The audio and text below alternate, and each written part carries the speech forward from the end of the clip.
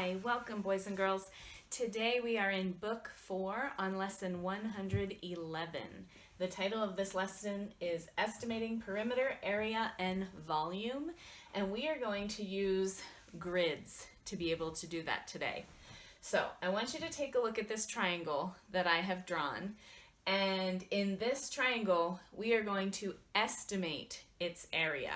So there are two ways that we can do that. The first way is we can look inside the triangle and we're going to count how many whole entire squares are within the triangle. So if you look here at square F, that would count as 1, and the rest of them are not whole squares. So then what we do is we look for squares that we can put together to create a whole unit square. So F is 1. I could put G and C together to create 2. I could put E and A together to create 3, and I could put B and D together to create 4. So my area here would be 4, and these are square inches, so 4 inches squared, okay? Now there's another strategy. In this strategy, I can look at the outside. So I'm going to look at it like this. And again, I'm going to look for whole squares, so that would just be F. But this time I'm also going to look for which squares take up more than half of their square. So F counts as 1. A does not take up more than half, so I ignore that. B takes up more than half, so there's 1. C does not take up more than half, so I ignore that one as well. G takes up more than half. E takes up more than half, and D takes less than half. So I've got 1 whole square plus 3 squares where more than half of their unit is covered.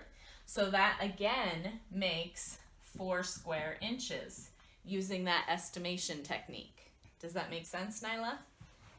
Yes. Okay. So both of these are ways that we can estimate. We're just approximating the area of the triangle. We're not figuring out the exact area. We can estimate the perimeter of the triangle using the same technique. So across here, we can say that that's about 2 units. Going across this way, we know that that's exactly 4 units. And crossing that way, that's about 1, that's about 2, putting the bit of A and E together, and that's about 3, so 3 units. So we would estimate our perimeter to be about 9 inches. Okay? Mm-hmm. All right. So, our activity today, what we would be doing if you were in class, is we would be tracing your hand on 2 different size grid papers. So we're going to do that here to demonstrate with Nyla's hand, but if you have graph paper or 1-inch grid paper at home, or if you can make some using printer paper and a ruler, this is kind of a fun activity for you to do at home as well. So, I'm going to show you something. If we trace our hand like this with my fingers open, it's much more difficult to estimate the area. So for today's purposes, we're going to do it like a mitten. And if you want to put your thumb in, that's even better. Okay? So we're trying to make it a shape. So put your hand up here on the small grid paper, and I'll trace it around her fingers.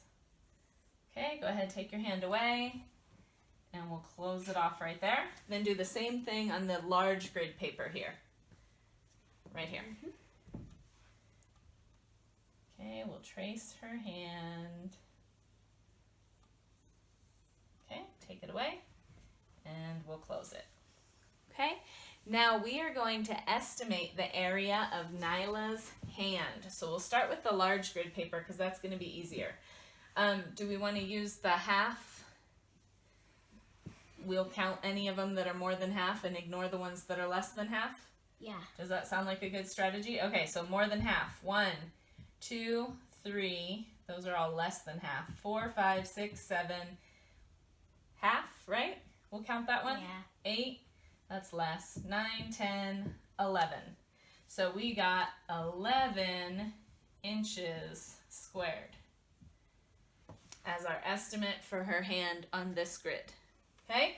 Now we're going to count on this grid. Using the same strategy, we'll only count the boxes where it's more than half. So 1, 2, 3, 4, 5, 6, 7, 8, 9, 10, 11, 12, 13, 14, 15, 16, 17, 18, 19, 20, 21, 22, 23, 24, 25, 26, 27, 28, 29, 30, 31, 32, 33, 34, 35, 36, 37, 38, 39, 40, 41, 42, 43, 44, 45, 46, 47, 48, 49, 50, 51, 52, 53, 54, 55, 56, 57, 58, 59, 60, 61, 62, 63, 64, 65, 66, 67, 68, 69, 70, 71, 72, 73, 74, 75, 76, 77, 78, 79,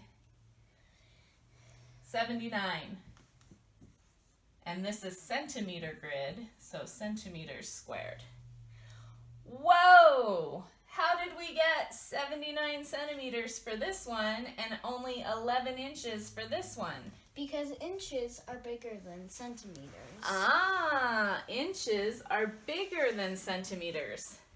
So if I have a smaller unit of measurement, I'm going to have to use a lot more of them to measure the same shape. Whereas if I use a bigger unit of measurement, I don't need so many inches because inches are bigger. Okay? Good job. That's the end of this lesson. If you are my student, you're going to start your written practice, which begins on page 707 of your book. Have a wonderful afternoon, and I will see you again soon.